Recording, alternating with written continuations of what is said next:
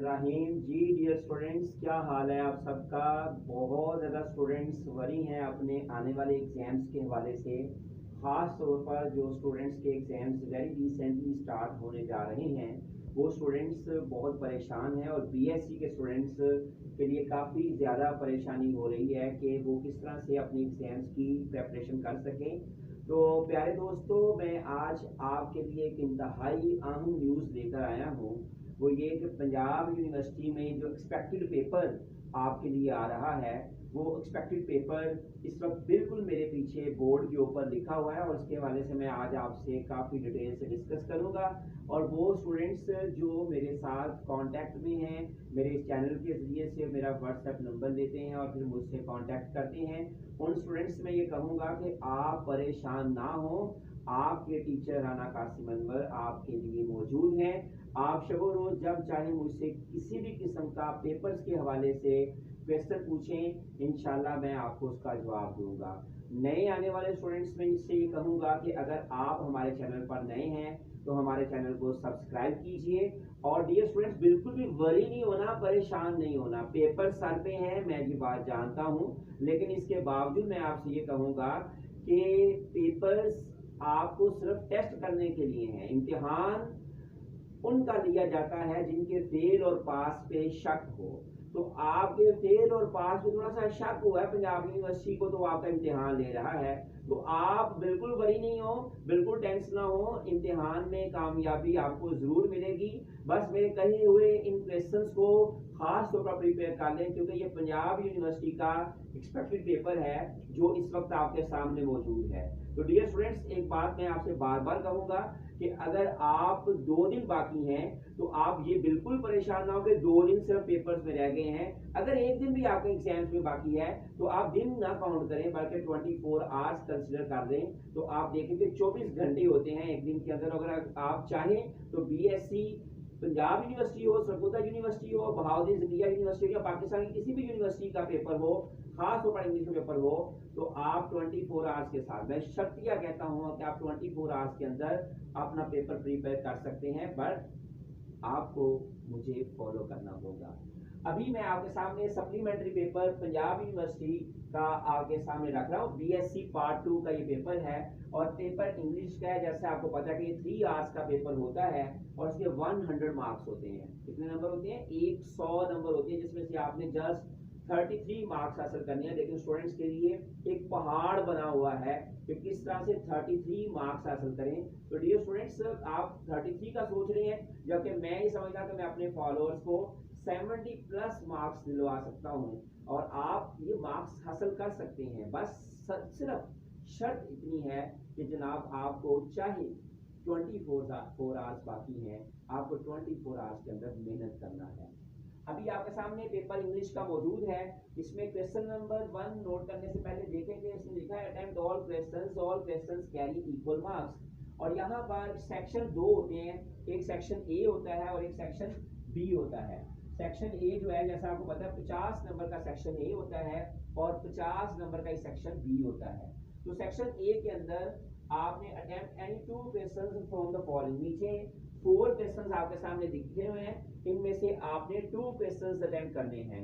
Question number 1 जो expected है, मैं आपको बार बार कह रहा हूँ, ये आपने इग्नोर नहीं करना, ये बहुत इंपॉर्टेंट आपके सामने पेपर में रख रहा हूँ। और ये आप यूं समझिए कि एक तरह से ये पंजाब यूनिवर्सिटी का पेपर लीक हो गया है। अभी पेपर आपका 2-4 दिन बाद है, लेकिन पेपर पहले ही लीक हो गया, बस आप ये समझ लीजिए। क्योंकि मैं अपने 20 साल एक्सपीरियंस के बिहाफ पे ये बात कह रहा हूँ और कि पंजाब यूनिवर्सिटी का जो पेपर है ऑलमोस्ट इसी पैटर्न के अकॉर्डिंग आएगा, इसलिए आपने दी बेस्ट वे से इसको तैयार करना है। ठीक है जी, I am just telling you on the behalf of my experience as I have been the paper setter and the paper checker of the Punjab university. So according to my experience I am telling you that this pattern and this all these questions are very important for the paper point of view. इसमें question number 1, जी हाँ, question number 1 है damped human race में से। Question number 1 आ गया आपका damped human race में से।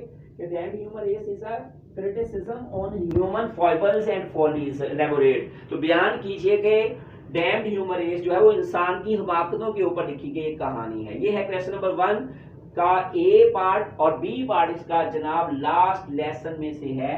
Describe the last lesson of a school teacher with the reference of the short ऐसे। शॉर्ट ऐसे के रेफरेंस से आप बयान कीजिए कहानी द लास्ट लेसन को। तो ये दोनों क्वेश्चंस आपके बुक के अंदर क्वेश्चन जो हैं वो चैप्टर नंबर 1 और चैप्टर नंबर 2 में से हैं। इट मींस के आपको चैप्टर नंबर 1 और चैप्टर नंबर 2 बहुत अच्छे से तैयार करना है। अगर बात करें क्वेश्चन नंबर 2 की, तो क्वेश्चन नंबर 2 का फर्स्ट पार्ट जो है वो what was the health mania and typical exercise mania of Jiggins, piece of advice given by the writer, are these measures practical, how can one live long life. ये जनाब आपकी कहानी है how to live to be 200। बहुत important कहानी है, बहुत जबरदस्त और बहुत ही आसान कहानी है। तो इस कहानी को आप स्टडी करें और खास तौर पर इस क्वेश्चन को प्रिपेयर करें। सेक्शन 20 का आपके क्वेश्चन नंबर 2 का draw a character sketch of Veera. हाँ जी, ओपन विंडो में से एक बड़ी जबरदस्त बड़ी क्रिटिकल स्टोरी है जिसके अंदर बड़े जबरदस्त अंदाज में राइटर ने क्रिटिसाइज किया है कुछ कैरेक्टर्स को। तो उन कैरेक्टर में से एक कैरेक्टर वीरा का कैरेक्टर है। इस कैरेक्टर को अच्छे तरीके से प्रिपेयर कीजिएगा।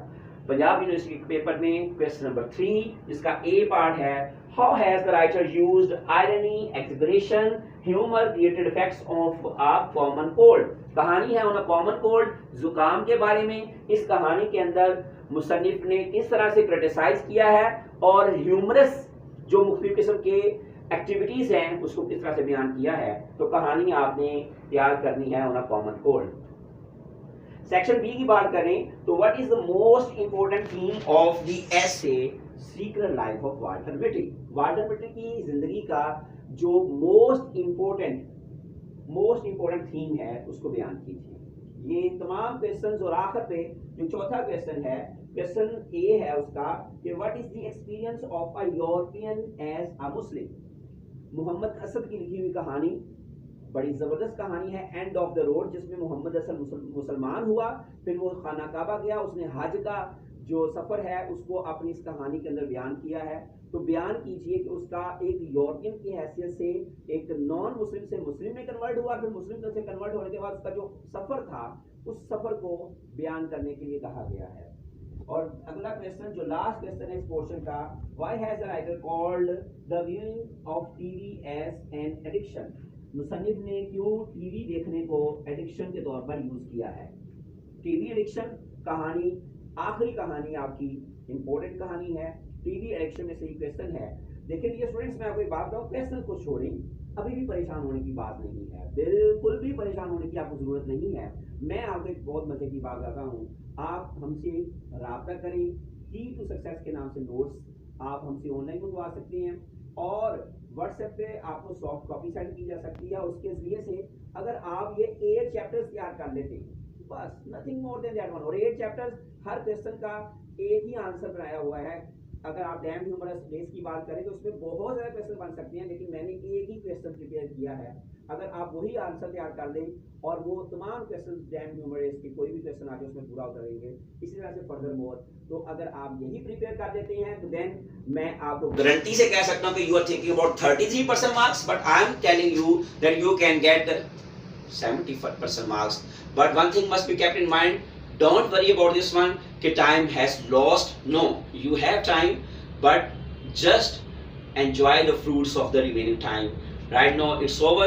About section B, about English B, I will tell you in later lecture. Right now it's over, so wish you very best of luck. See you again tomorrow. See you again next video. Up to that time, God will bless you. Allah Hafiz.